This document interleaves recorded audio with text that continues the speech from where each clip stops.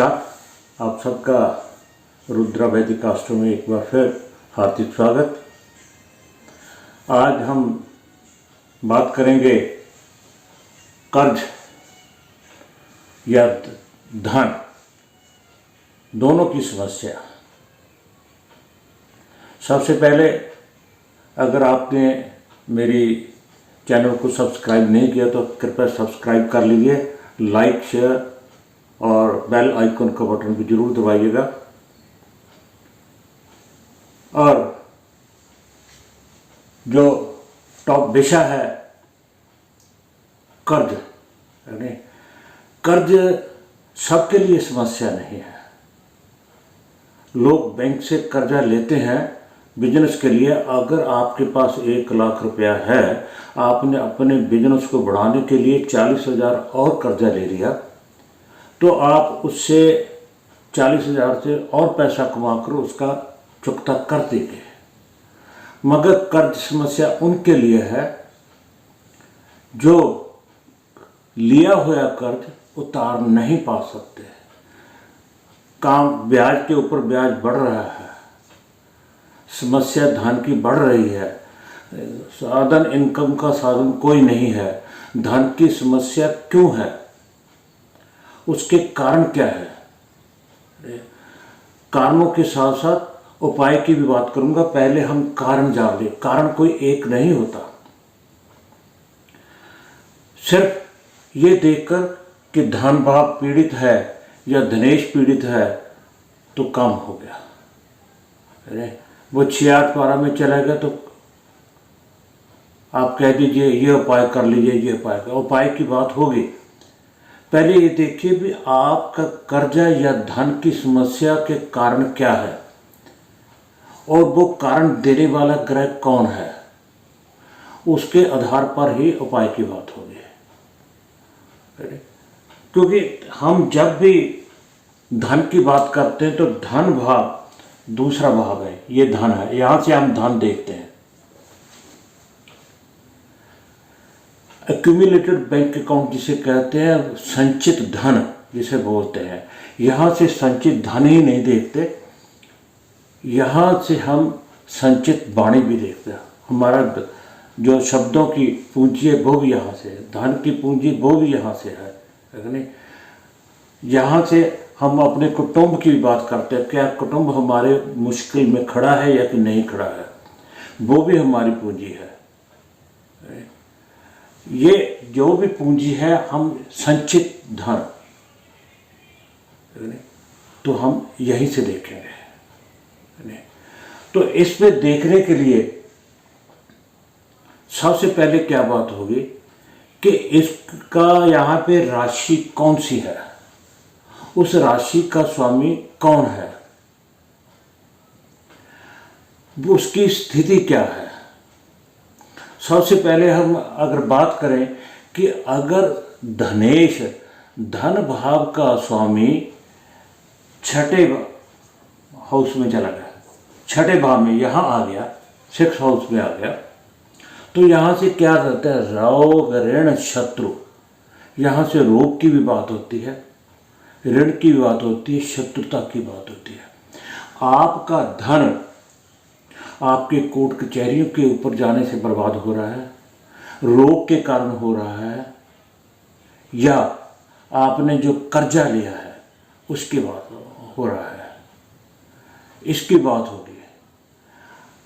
6 में हो, 8 में हो और 12 में हो, 6, 8 और 12 इन भावों में अगर हो तो आपको सचेत हो जाना चाहिए, यानी कि आपका धनेश 6, 8, 12 में गया है तो कर्जे की प्रॉब्लम है, धन की प्रॉब्लम है।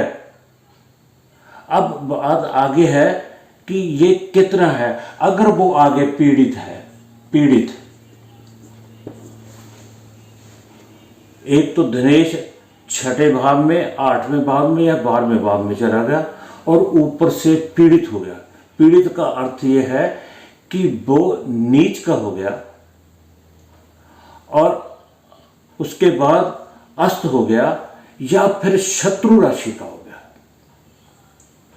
अगर धनेश नीच, अस्त या शत्रु राशि का होकर 6, 8, 12 में चला गया तो समझिए कि पीड़ा और भी बढ़ गई है, समस्या और भी गंभीर हो गई है, समस्या और भी तीव्र हो गई है। धनेश का 6, 8, 12 में जाना तो खराब था ही था, मगर ऊपर से अगर वो पीड़ित हो गया तो समस्या और बढ़ सकती है। नीच होने से समस्या जो ज़्यादा बढ़ती है, अगर शत्रु राशि का हुआ तो आपको तंगी आ जाएगी। नीच से कुछ बेहतर रहेगा, मगर ये नहीं है आप खुल के खर्चा कर सकोगे। धन की समस्या रहेगी, तंगी रहेगी, आप हैंड टू माउथ ही रहोगे। आप अपनी लाइफ को पूर्ण रूप से एंजॉय नहीं कर पाओगे अगर वो शत्रु राशि का होकर चला गया। अब दूसरी बात ये है, ये तो है इसका स्वामी 6, 8, 12 में चला गया। अब इसके उल्ट अगर हम देखें कि छठे, 8वें और 12वें भाव का स्वामी, छठे, 8वें, 12वें का स्वामी कहाँ चला गया? दूसरे भाव में, दूसरे भाव में चला गया। अगर इनके स्वामियों में से कोई भी स्वामी धन भाव में चला गया, प्रॉब्लम फिर भी बढ़ेगी। क्योंकि यहां से हम रोग ऋण शत्रु की बात करते हैं, यहां से लंबी बीमारियों के गुप्त खर्चे, गुप्त धन, गुप्त सारा कुछ यहां से करते हैं, और यहां से भी व्यय की बात होती है। जो हम इन्वेस्ट करेंगे, हम तो करेंगे इन्वेस्ट, जो म्यूचुअल फंड में लगा लिया, पैसा बढ़ने, मार्केट डाउन हो गया, पैसा बढ़ने की जो है पैसा डूब गया। ये इन्वेस्टमेंट की भी बात होती है, और सही अशोक भी हर तरह का इन्वेस्टमेंट हम खर्चा यहाँ पे करते हैं 12वें भाव से, आप समझदार हैं। तो अगर धनेश 6, 8, 12 में चला गया, या 6, 8, 12 के स्वामी धन स्थान में चले गए तो भी ये प्रॉब्लम है। अब बात ये है कि देखिए, अगर धन का स्वामी, मान लीजिए आश्रम का स्वामी ये कुंभ राशि है, तो यहाँ आ जाएंगे, तो यहाँ क्या आएगा? धनु राशि आ जाएगी, धनु राशि आ जाएगी। अब कहें हम इसको माने या इसको माने? शनि जो है 12वें का स्वामी भी है, शनि लगन का स्वामी में, मगर लगन सर्वोप्रिय है। लगन का धन स्थान में जाना, अगर शनि अब यहाँ चला गया, हम ये कहेंगे कि शनि को 12वें का स्वामी माने या कि लगन का स्वामी माने। अब यहाँ पर देखना क्या है कि यहाँ पे जाकर जिस राशि में गया उस राशि का स्वामी अब दूसरे भाव में गया। यहाँ राशि कौन सी है? धनु राशि है, गुरु। ये तो गुरु राशि है, हो सकता है यहाँ सिंह राशि हो, मेष राशि हो, वृश्चिक राशि हो, कर्क राशि हो, कोई भी राशि हो सकती है। जो उसका स्वामी है, क्या वो लगन का मित्र है? अगर मित्र है तो प्रॉब्लम नहीं है। एक तो ये लग्नेश धनेश में गया तो ये इसकी बात काउंट नहीं होती। नहीं, दूसरी, अगर वो लगन का मित्र है फिर प्रॉब्लम की बात नहीं है। अगर वो शत्रु है तो यह भाव भी जागृत हो गया। कहने का भाव यह, पहले तो हम ये देखेंगे कि 6, 8, 12 का स्वामी धन स्थान पे तो नहीं गया। अगर धन स्थान पे गया तो उसकी दूसरी राशि कहाँ बैठ है, कहाँ रहे? त्रिकोण का स्वामी तो नहीं, लगन का स्वामी तो नहीं, जैसे ये शनि है। अब शनि के उस धनेश के स्वामी के साथ मित्रता है या शत्रुता है, उसके आधार पर ही प्रॉब्लम आएगी। दूसरी बात यह है कि पीड़ित तो है धनस्थ, जो उसके बाद जो धन स्थान पे अगर तीसरी बात माने तो धन स्थान में बैठा ग्रह,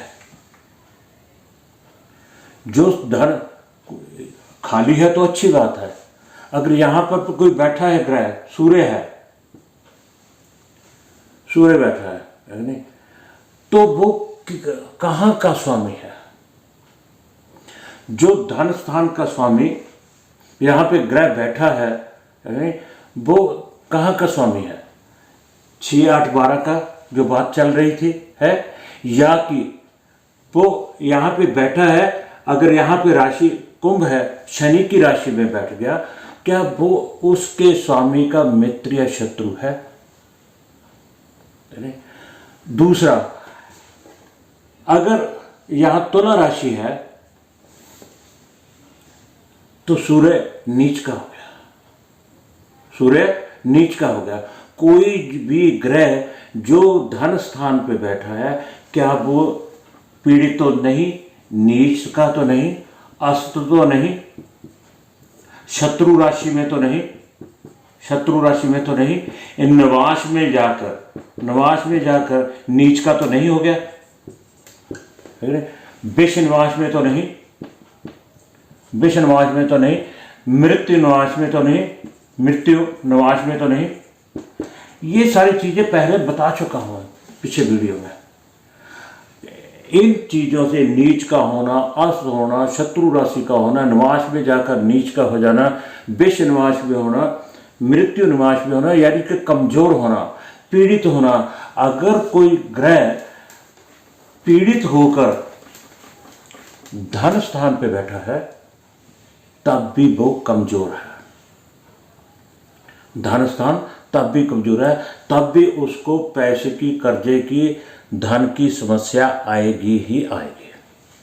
यानी दूसरा, अब यहां पे कोई दोष तो नहीं बन रहा, दोष योग, कोई ऐसा योग जिससे कोई दोष उत्पन्न होता है, कोई ऐसे दो क्रूर ग्रह बैठे हों, जैसे मंगल और शनि हो गया, मंगल और शनि हो गया, सूर्य और शनि और सूर्य हो गया, ऐसे कोई ग्रह यहां बैठकर कोई दोष युक्त योग तो नहीं बना रहे।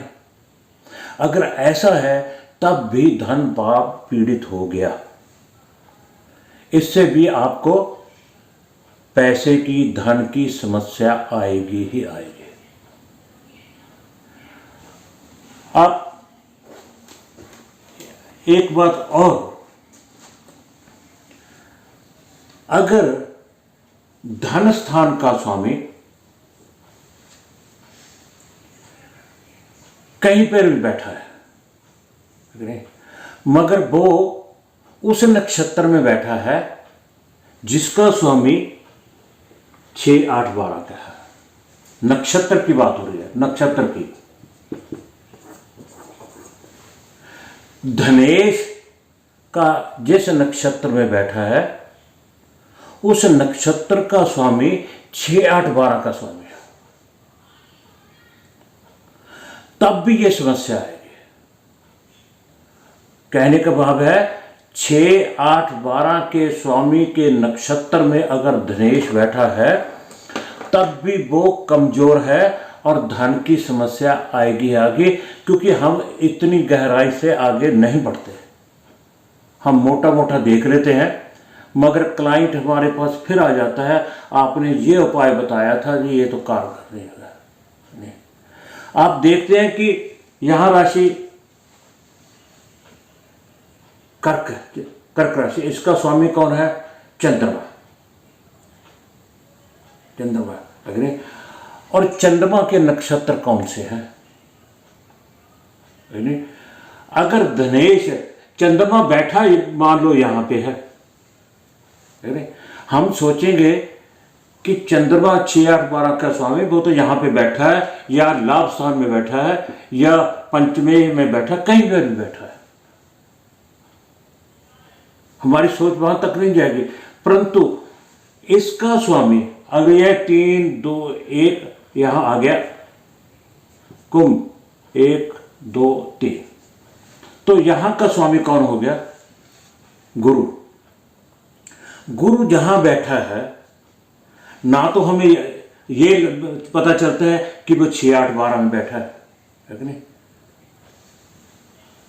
ना ही चंद्रमा हमें लगता है कि वह धन स्थान में गया है। परंतु होता क्या है, गुरु जहां भी बैठा है उस नक्षत्र में बैठा है, चंद्रमा के नक्षत्र में बैठा है। जैसे चंद्रमा इसका स्वामी है, या 5, 6, या बुध के नक्षत्र में बैठा है 7, 8, 9, 10, या शनि के नक्षत्र में बैठा है, तो वो प्रॉब्लम जो धन की है, जो कर्जे की है, फिर भी वो बनी की बनी ही रहेगी। इस बात का हमें ध्यान रखना चाहिए कि 6, 8, 12 के स्वामी धन स्थान में तो नहीं, धन स्थान का स्वामी 6, 8, 12 में तो नहीं गया। अगर गया है और पीड़ित है तो और भी समस्या बढ़ जाए। अगर शत्रु राशि का गया है तो पैसे की तंगी तो होगी, फिर भी होगी। ये सारी बातों का हमें ध्यान रखना चाहिए। उसके अलावा धनेश, एक एग्जाम्पल लेकर अगर हम देखें कि मान लो कर्क लगन है, कर्क लगन है और धनेश जो है वह यहां पे बैठा है, धनेश सूर्य यहां पे बैठा है, तो यहां कौन सी राशि आ गई? 7, 8, 9, 10।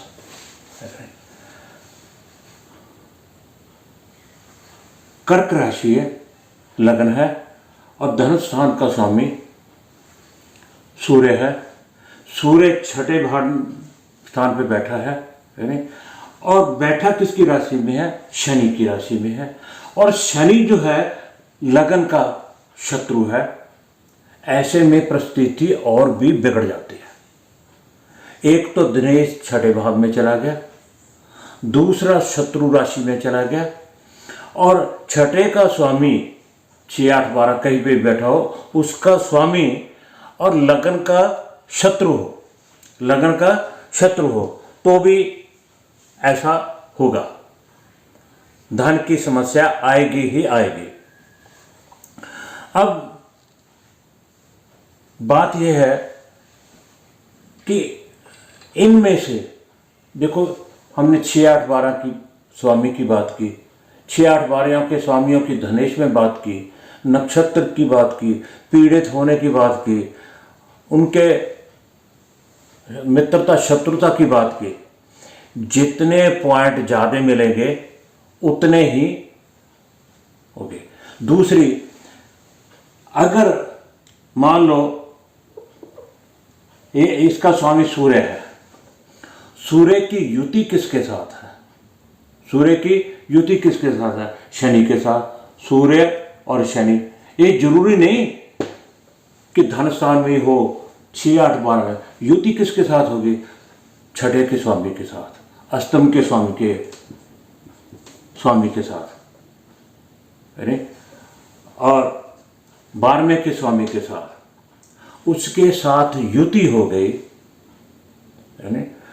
वो पीड़ित हो गया 6, 8, 12 के। क्योंकि कर्जा जो है हमें छठे से दिखता है, प्रॉब्लम अष्टम से आती है, प्रॉब्लम 12वें से आती है। हम पैसा इन्वेस्ट करते हैं, कोई लंबी बीमारियां हैं, कोई ऋण है, कोई कर्जा है, कोई रोग है, कोई कोर्ट कचहरी है, यहीं से प्राप्त है। हमारा धन बर्बाद होगा। और उसके स्वामी अगर पीड़ित हैं, अगर इससे भी पीड़ित हो गया, और ये आपस में वैसे भी शत्रु और बैठे भी स्थान कहाँ पे, अगर तो वह उनकी युति केंद्र त्रिकोण में होगी, थोड़ी सांस लेने को मिल जाएगी। अगर स्थान भी ऐसा हुआ, 6, 8, 12 हो गया, तीसरा स्थान हो गया, ऐसा स्थान हो गया जो कि शुभ नहीं है, तो प्रॉब्लम और भी बढ़ सकती है। एक बात और कि अब हम धन के लिए खोडस वर्ग देखते हैं, सभी प्रॉब्लम्स के लिए वर्ग चार्ट देखे जाते हैं। 16 वर्ग चार्ट है और उन वर्ग चार्टों में हम देखेंगे कि जो धनेश है वो मैक्सिमम किन की राशियों में गया है। 16 वर्ग चार्टों में अगर हम चेक करेंगे, ये धनेश सूर्य है। सूर्य उन वर्ग चार्टों में कौन से राशियों में गया है? 6, 8, 12 की राशियों में जितना ज्यादा होगा, शनि, गुरु और बुध, इन तीनों ग्रहों की राशियों में अगर होगा, यही राशि नहीं, शनि की दूसरी राशि कुंभ है, इसकी दूसरी राशि धनु है, बुध की दूसरी राशि कन्या है ना। तो यहाँ पे एक गलती अब दिखाई पड़ी, 7, 8, क्षमा, ये आप समझ गए होंगे मेरी बात जो मैं कहना चाहता हूँ, है कि नहीं। तो धनु, गुरु, बुध और शनि, गुरु, बुध और शनि, इनकी राशियों में मैक्सिमम होगा 50% या 50% से अधिक। जितने खोडस वर्ग में इन 6, 8, 12 ग्रहों की राशियों में होगा, उतनी ही प्रॉब्लम आएगी। आप ये 8-10 पॉइंट हैं, अगर आप इनको थोड़ा विस्तार से, गहराई से समझेंगे, ये नहीं देख ले अभी स्थान तो खाली है, इसका स्वामी यहाँ बैठा है, यानी यहाँ बैठने से नहीं, तो ये भी देखना होगा कि वो मित्र राशि की पीड़ित तो नहीं, उसके वो कितना पीड़ित है। अब सबसे बढ़िया बात यह है कि हम 3 चीजें लेते हैं, भाव, भावेश और कारक। हमने इन 2 की तो बात की, अब बात आती है कारक। कारक कौन है? गुरु। अगर गुरु कहीं पर भी बैठा है और वो पीड़ित है, नीच, अस्त, शत्रु राशि का, विष निवास में, मृत्यु निवास में जाकर नीच का हो गया, यानी, और उसकी युति जो है ठीक नहीं है, उसकी स्थिति ठीक नहीं है, तो उसके अकॉर्डिंग आपको ध्यान देना होगा। यानी अगर जो कारक है, सिग्निफिकेटर है, यानी अगर सेनापति ही कमजोर है तो फौज क्या लड़ेगी? नहीं लड़ सकती, यानी तो कारक का मजबूत होना भी अति जरूरी है। तो मैं सबसे बाद में ये इसीलिए बात की कि आप इन 2 चीजों को ही देखते ना रहें, कारक को भी देखिए, यानी अगर कारक ही कमजोर है, ये दोनों चीजें ठीक है, प्रॉब्लम फिर भी खड़ी की खड़ी है। सो अब उपाय क्या होंगे? उपाय ये है, सबसे पहले कि जिस ग्रह के कारण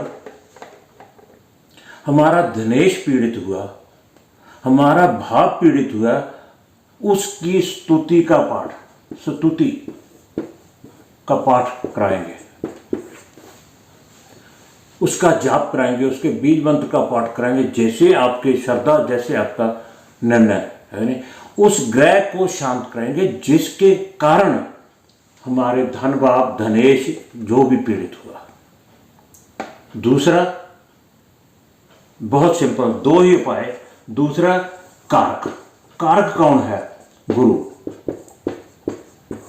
गुरु के लिए अगर गुरु पीड़ित है तो आप केले के पेड़ की पूजा कीजिए, केले का पेड़ को रोपण कीजिए, लगाइए और उसकी पूजा कीजिए, सभी समस्याओं का हल है। ज़्यादा लंबी चौड़ी मैं बात नहीं करता उपाय के बारे में। 2 ही उपाय हैं। जिस ग्रह के कारण आपका धनेश या धन भाव या गुरु पीड़ित है, उसकी पूजा, या फिर गुरु के कारण हुआ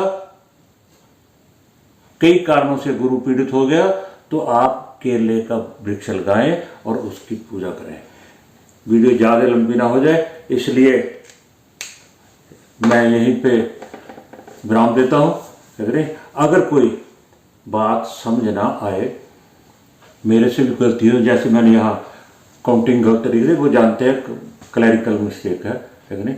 मेरे कहने का तात्पर्य था वो समझ गए होंगे तो आप प्रश्न कर सकते हैं, आप कॉल करके बात कर सकते हैं, ईमेल कर सकते हैं, और ये जो प्रेडिक्शन वगैरह है फ्री है, कोई चार्जेस नहीं है। कोई वैसे भी सीखना चाहता है तो फ्री है, नहीं कोई चार्जेस नहीं है। मैं ऑनलाइन भी पढ़ाता हूँ, ऑफलाइन भी पढ़ाता हूँ। आप सबका बहुत बहुत धन्यवाद। कृपया लाइक शेयर और सब्सक्राइब जरूर कीजिएगा।